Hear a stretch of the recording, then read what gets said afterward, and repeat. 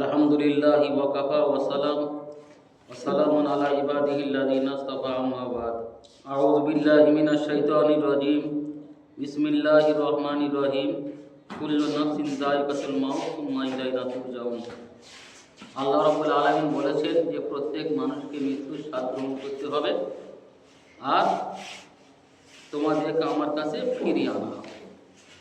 বোঝা গেল মানুষ আজ আমরা দুনিয়ার মোহে পড়ে নানান রকম চিন্তা ভাবনা আজ বর্তমান সময়ে মানুষের হাল এমন হয়ে গেছে, মানুষ আল্লাহ রাব্বুল আলামিনের ইবাদত না করে মানুষ খেলাধুলায় মত্ত হয়ে গেছে। এখন বর্তমান সময়ে মুসলমানদের উপরে যে কালো মেঘ জমে পড়েছে, মুসলমানেরা সেদিকে ভ্রুক্ষেপ নেই।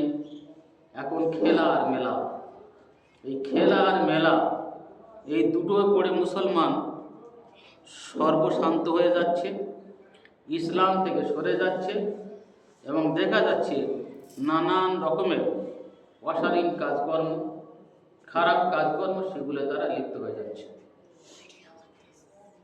আমাদের এই সমাজে দেখা যায় যদি মসজিদে কোনো একটা সারদ মদ পানকারী, যারা মদ খায়, তারা যদি মসজিদে এসে পৌঁছায়, তার তিরস্কার ভৎসনা করতে কেউ বাদ রাখবে না। তুই মদ খেয়েছি, গন্ধ বেরোচ্ছে, দূর হয়ে বেরো যা। কেন তার এখান থেকে বের করে দেওয়া হবে? সে হলে একটা মদ করে। অতএব মদ খাওয়াটা তার অপরাধ। কোরআনে কারিমে বলা হয়েছে লা তাকরাবুস সালাতা ওয়া আনতুম সুকারা, যখন তোমরা নেশাগ্রস্ত অবস্থায় থাকো তোমরা নামাজের নিকটবর্তী হয় না, নামাজ পড়তে যাও না। এটা তো আমরা বুঝি যে নেশা অবস্থায় থাকলে সে সেখানটা আসতে পারবে না, কিন্তু আমরা একটা দিকে খেয়াল করি না। আমাদের এই সমাজে নেশাগ্রস্ত তো থাকে লোক, কিন্তু লোক আরও যে সমস্ত পাপ কাজে লিপ্ত হয় সে কাজগুলো অনুরূপ হারাম, কিন্তু সেই হারাম কাজগুলোর প্রতি আমরা কেউ ভ্রুক্ষেপ করি না। যদি কোনো সুদখোর মসজিদে আসে, কেউ হারাম মাল ভক্ষণকারী সে মসজিদে আসলো, কারোর জমি জমা অন্যায়ভাবে কেড়ে খাচ্ছে সে মসজিদে আসলো, এ ব্যাপারে আমাদের কারোর কিছু যায় আসে না, কারোর কোনো মাথা ব্যথা নেই, আমরা নিজেরাই চিন্তা করি সেটা। তাহলে আমাদের উচিত ছিল যেমন মদখোর তেমনিও সুদখোর, বরং সুদের গুণাটা আরও বেশি। মদখোর একাই গুনাহের মধ্যে পড়ে যায়, তার গুনাহ তার উপরে থেকে যায়, কিন্তু সুদখোর বহু জনার নিয়ে এসে গুনাহ করে, সমাজটাকে কলুষিত করে একটা সুদখোর। কিন্তু বর্তমান সময় দেখা যায় ওই সুদখোর মসজিদের হয় সেক্রেটারি, নয় ক্যাশিয়ার, নয় আর কোনো দায়িত্বে থাকবে, মাদ্রাসার দায়িত্বে থাকবে, তার টাকা আছে, টাকার জোর আমরা টাকা পাবো। সুদ করে বলা যাবে না যে তুমি সুদ করে কেন তোমার নেওয়া যাবে না, তোমার নেব না আমরা। কিন্তু হ্যাঁ, যদি লোকটা মদখোর হয় তাহলে আমরা খুব মনে আসে বলতে পারি যে তুমি মদখোর, যাও, তোমার এ দলে স্থান নেই, তোমাকে কোনো মতে নেওয়া যাবে না। এটা হলো আমাদের চরিত্র। আমরা এটাই চিন্তা করি না যে আমাদের ভালো হতে হবে, আমাদের সুন্দরভাবে জীবনযাপন করতে হবে। তা না হলে আমাদের একদিন না একদিন আল্লাহর কাছে যেতে হবে, সেদিন কিন্তু সবাই ধরা পড়ে যাবে কি আমরা কোন কাজ করেছি। আরেকটা কথা আমি প্রায় সময় বলে থাকি যে আমরা যারা চলাফেরা করি আমাদের সব সময়কার জন্য উচিত আনতুম তামুতুন কামা তাইশুন, তোমরা যেভাবে জীবনযাপন করবে তোমরা সেইভাবেই মরবে, সেই অবস্থায় মরবে। যদি একটা লোক নাপাক অবস্থায় যায় তার মৃত্যু নাপাক অবস্থা হবে, একটি ভালো অবস্থায় যায় তার ভালো অবস্থায় হতে পারে। তাহলে মৃত্যু কখন আসবে এ কথা কেউ বলতে পারবে না। ঘর থেকে বের করলেই সে বলতে পারবে না কোথায় কি ঘটবে। হতে পারে এমন জায়গায় তার মৃত্যু হবে, তার বাবা মা আত্মীয় স্বজন কেউ তখন থাকবে না, তারা কেউ দেখাও পাবে না যে তার আত্মীয় স্বজন তারা দেখবে যে বাচ্চাটা এইভাবে মারা যাচ্ছে, কি এই হয়েছে ওই হয়েছে, কথাটা কোনো মতে হবেই না। তাহলে আমরা খুব সহজে বুঝতে পারছি যে আমাদের মৃত্যুর কথা স্মরণ করে রুজু ইলাল্লাহ হওয়া দরকার, আল্লাহর দিকে ফিরে আসা দরকার। মানুষ যদি সত্যিকারের মানুষ হয়, তার উপর থেকে এই সমস্ত দুনিয়াবি যে বালা ফিতনা আসছে, আজ মুসলমানদেরকে গ্রাস করার চেষ্টা হচ্ছে। সারা বিশ্ব চাচ্ছে মুসলমান জাত যেন না থাকে, মুসলমানদের জব্দ করতে হবে। আমাদের ভারতবর্ষে এখন এসআইআর চলছে, এসআইআর এর মাধ্যমে যত কিছু ভুল ত্রুটি সব দেখা যাচ্ছে মুসলমানদের ঘাড়ে। এদের জব্দ করতে হবে। কার কি করা যায়, কার নাম বাদ দেওয়া যায়, এর জন্য বহু রকম প্রচেষ্টা চালাচ্ছে। কিন্তু মানুষ যখন রুজু ইলাল্লাহ হবে, আল্লাহর দিকে ফিরে যাবে, তখন কিন্তু তার ওই ভয়টা আর থাকবে না। কিন্তু একটা কথা, যদি 1000 লোকের মধ্যে 10 জন রুজু ইলাল্লাহ হয়, কি যায় আসে তাতে? হওয়া তো দরকার ছিল যে বেশি লোক তারা আল্লাহর দিকে ঝুঁকে পড়বে, তবে হবে নাকি? যদি দেখা যায় 1 পালি চাল আর হচ্ছে 40 কিলো কাঁকড়, তো চালের কোনো দাম থাকবে? যদি 40 কিলো চাল হয় আর যদি 2 কিলো কাঁকড় হয়, কিচ্ছু যায় আসে না। তো আজকের আমরা এই কথা চিন্তা করছি না যে আমাদের আল্লাহ রাব্বুল আলামিনের কাছে ফিরে যেতে হবে, একদিন আমাদের মৃত্যুবরণ করতে হবে, আমরা আল্লাহর দরবারে চলে যাব। সে কারণে নবী করিম সাল্লাল্লাহু আলাইহি সাল্লাম বলেছেন, আকসিরু যিকরা হাজিমিল লাজ্জাতি আল মাউত। নবী বললেন যে ভোগ লালসার স্বাদ বিনাশকারী, ভোগ লালসার স্বাদ বিনাশকারী মৃত্যুকে তোমরা স্মরণ করো। মৃত্যু হওয়া মানে তার যাবতীয় আশা আকাঙ্ক্ষা ভোগ বিলাস সব তার শেষ, কিছু তার থাকবে না। এই মৃত্যুর স্মরণ করো, তার মানে মৃত্যুর যে স্মরণ করতে থাকবে, সে নিঃসন্দেহে আল্লাহর কথা তার মনে উঠবে, আল্লাহর দিকে যে ঝুঁকে পড়বে। এটা স্বাভাবিক কথা। কিন্তু আমরা বহু ক্ষেত্রে দেখি আমাদের এই ধারণা থাকবে না, কে কোথায় যাচ্ছি, কেন যাচ্ছি, উদ্ভ্রান্তের মতো আমরা ঘুরছি। কিন্তু আমাদের চিন্তা নেই যে আমাদের একদিন আল্লাহর কাছে যেতে হবে, এর জবাবদিহিতা করতে হবে। এটা আমাদের চিন্তা হচ্ছে না। তাহলে আমরা যদি এই চিন্তাটা করি, তাহলে আমরা মৃত্যুর কথা স্মরণ করে যেন আমরা আল্লাহর দিকে ঝুঁকে পড়ি। ওয়াহ রহ ওয়াহ রহ, বহুজন মারা যাচ্ছে, বহুজন মারা যাচ্ছে। কেউ দুর্ঘটনায় মরছে, কেউ অসুখে মরছে, কেউ স্ট্রোকে মরছে, বিভিন্ন রকম হচ্ছে। কিন্তু এই মরার কথা কজন মনে করছি আমরা? আমরা এতটুকু মনে করি এ দুনিয়া খেল তামাশার দুনিয়া, খেলাধুলা করলো, তামাশা হলো, আনন্দ হলো, মটকা ফাটানো হলো, গান বাজনা হলো, বাস দুনিয়া আমাদের হয়ে গেল, আর কোনো কিছুর দরকার নেই, কোনো কিছু দরকার নেই আর।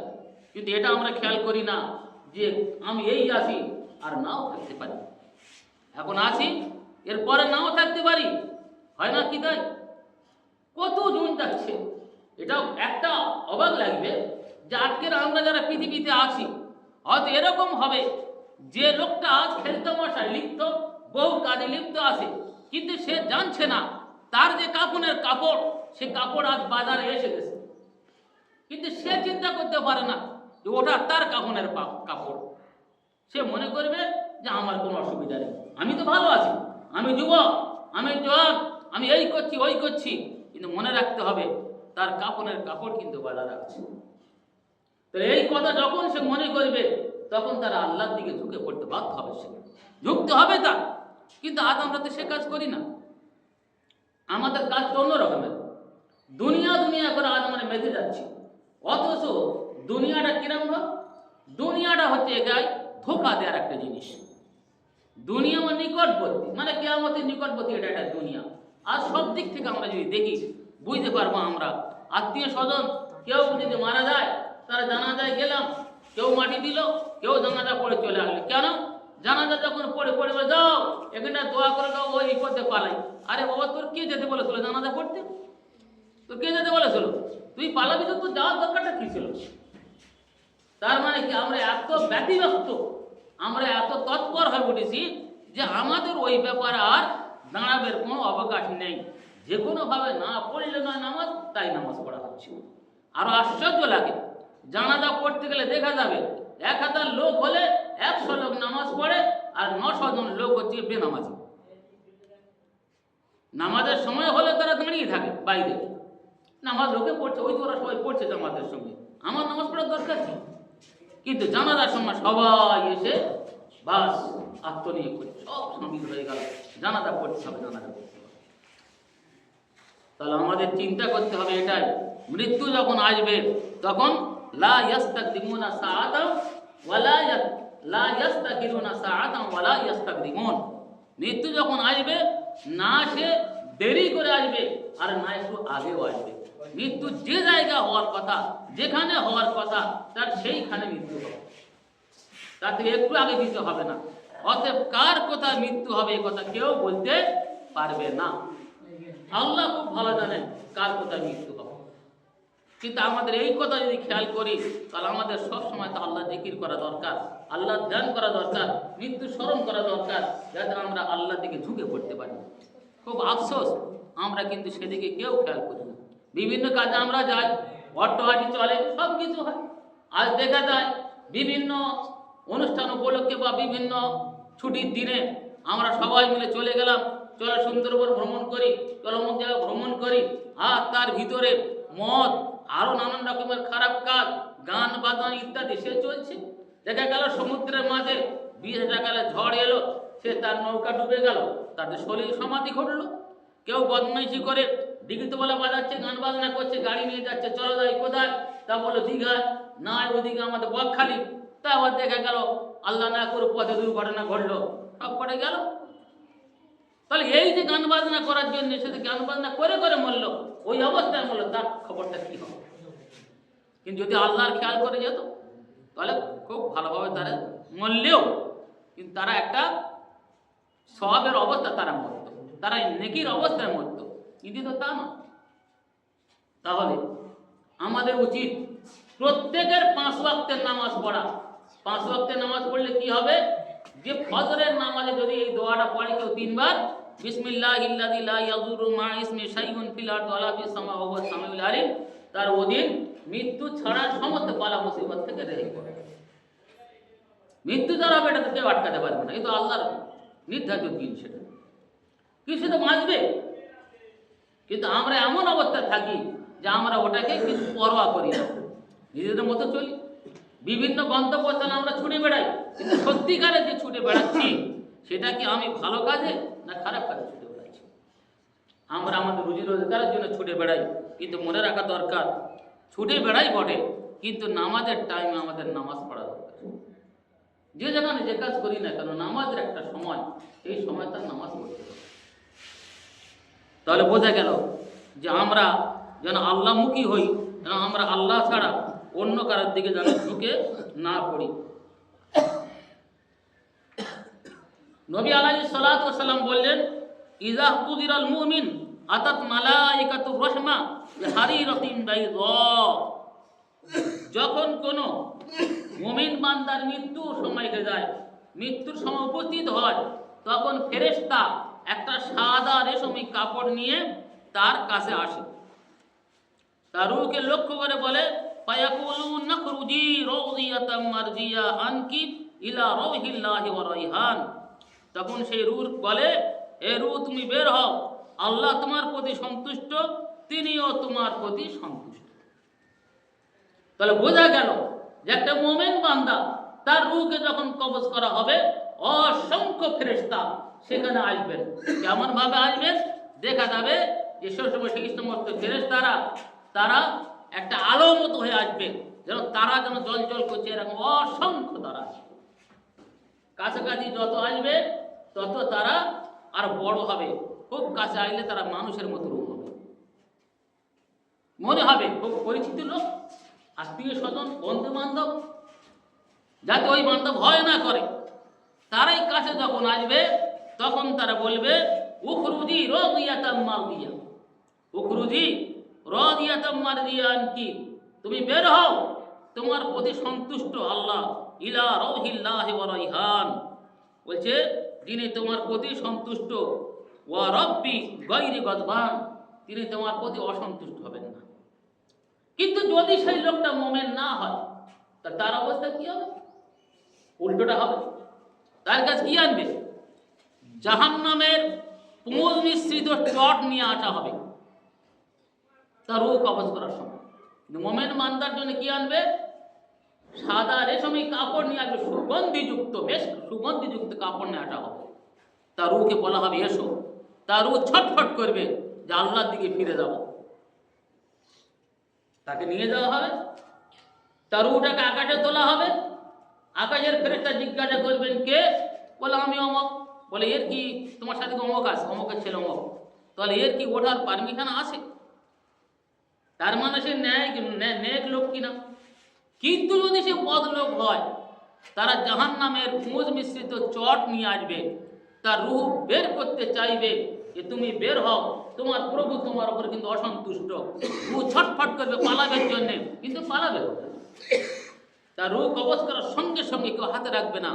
এত দুর্গন্ধ সেই চট, তারা কেউ হাতে রাখতে চাইবে না, একের পর এক করে দেবে। আকাশে গেলে বলবে ফেলে দাও ওকে, জমিনে নিক্ষেপ করা হবে, বলে জাহান্নামে চলে যাবে। তাহলে তার ফেলে দেওয়া হবে। তাহলে একটা মোমেন মান্দা সে যখন যাবে, তার কাছে তার থাকবে ঈমান, তার সঙ্গে তার থাকবে আমাল, নেক আমাল থাকবে। কিন্তু আজকে যদি আমরা আমাদের নেক আমালকে ছেড়ে দিয়ে যদি আমরা দুনিয়ার দিকে ঝুঁকে পড়ি, খেল তামাশায় লিপ্ত হয়ে যায়, হাঙ্গামা, ড্যান্স হাঙ্গামা, আরো বহু রকম কাজে যদি আমরা যাই, নেকি তো বিন্দুই মাত্র নেই, কিন্তু গোনাটা তো হবেই। তাহলে আমরা মুসলমান, আমরা ইচ্ছাকৃতভাবে এই গুনার কাজে খুব আগিয়ে আছি। আজ আফসোস লাগে, এই যে ক্রিকেট খেলা নাম দিচ্ছে, ক্রিকেট খেলা নাম দিচ্ছে রক্তদান শিবির। তাহলে রক্তদান শিবির, ইতে কি রক্ত দেওয়া যায়? আমি অনেকবার বলেছি একদম হারাম, কোনো মতেই রক্ত দেওয়া যাবে না। দ্বিতীয়ত, বর্তমানে রক্ত বিক্রি করা হচ্ছে, এটা ডোনেশন ক্যাম্প নয়, এটা বিক্রি করা হচ্ছে। আর লোভনীয় অফার আছে, এত হাঁড়ি স্টিলের আলমারি, ওটা সেটা, এরা লোভে পড়ে চলো যাই রক্ত দিয়ে আসি। রক্ত বিক্রি করা হারাম, এটা একটা গুনার কাজ। যারা ক্রিকেট খেলা করাচ্ছে বা করছে, তারা জানে আমাদের ভালো করছি, ওদিকে টাকা এদিকে টাকা, সব দিকে টাকা, টাকা আর টাকা, টাকা পেতে হবে আমাদের, তারাও করছে। তাহলে এটা একটা গেল ক্রিকেট খেলা। আজকের মুসলিম গ্রামগুলোতে কেন এত ক্রিকেট খেলা হই হুল্লোড়? ওই অমুসলিম গ্রামগুলোতে দেখা যায় না যে তারা ক্রিকেট খেলা মেতে আছে? তাহলে বোঝা গেল আমরা এত নোংরা, এত খারাপ যে আমরা ক্রিকেট খেলা নিয়ে মেতে আসি, অন্য খেলা নিয়ে মেতে আসি। কই আমাদের যারা প্রতিবেশী, যারা আমাদের পাশের গ্রামের লোক, তারা তো এতটা মেতে নেই, আছে কি? খুঁজে পাওয়া যাবে না এই এলাকা যেমন জায়গায় এই করছে, তাদের ওই সময়টুকু নেই। এদের ফালতু সময়, যাদের কাজ করার কথা তারা কাজ করছে না, তারা অন্যদিকে চলে যাচ্ছে। যাদের আল্লাহ পাক পছন্দ করেন, যাদের বলতে শ্রেষ্ঠ উম্মত, তাদের কাজ হলো নিকৃষ্ট, তারা নিকৃষ্ট কাজ করছে। এই কাজে তারা এত অনাড়ম্বরপূর্ণ, আড়ম্বরপূর্ণ এমন ধরনের কাজ কারবার করছে যে মোটামুটি লোক বলে বিশাল কিছু আছে, যে যত সাজাবে, যত কিছু করবে, খুব ভালো কাজ করেছে। অতএব সে চিন্তা করলো না যে আমার তো মৃত্যু হতে পারে এখনই, তখন আমার এই খেলাগুলো বা এইগুলো কি হবে, কি কেউ কি কাজে আসবে? কেউ কাজে আসবে না। যে গন্তব্য ছুটে যায় সে চিন্তা করে না যে তার মৃত্যু আসন্ন কিনা, সেও চিন্তা করে না। কিন্তু করে কেউ? সে যায় কাজ করতে, কাজে যাচ্ছে, তার চিন্তা অন্য জায়গায় থাকে, কিন্তু মৃত্যুর কথা কেউ খেয়াল করে না। নবী আলাইহিস সালাম বলেছেন, তোমরা অধিক সংখ্যক সাত ভোগ বিনাশকারী মৃত্যুকে তোমরা স্মরণ করো, তোমরা ভুলে যাও না যে ওটা তোমাদের সাথী সঙ্গী কিন্তু আছে। আমাদের ভাবতে হবে এই কথাটা যে আমরা যে কাজ করছি যেন সেই অবস্থা থেকে যেন শেষ না হয়ে যায়। আজকের আমরা সত্যিকার অর্থে নামাজের দিকে আমাদের কারো ইচ্ছা নেই, যদি কেউ করে খুব ভালোভাবে, কেউ যায় না, যাচ্ছে নামাজ পড়তে ঠিক মতো, কি পড়লো ওইভাবে হলো। তাহলে দেখা গেল যে আমরা আমাদের আসল উদ্দেশ্য থেকে আমরা দূরে সরে যাচ্ছি। আল্লাহ রাব্বুল আলামিন আমাদের সবাইকে হেফাজত করুন। আর প্রত্যেকে দোয়া করব যে আল্লাহ রাব্বুল আলামিন আমাদের যেন ঈমানের সাথে মৃত্যু দান করেন। ওয়া আখিরু দাওয়ানা আনিল হামদুলিল্লাহি রাব্বিল আলামিন।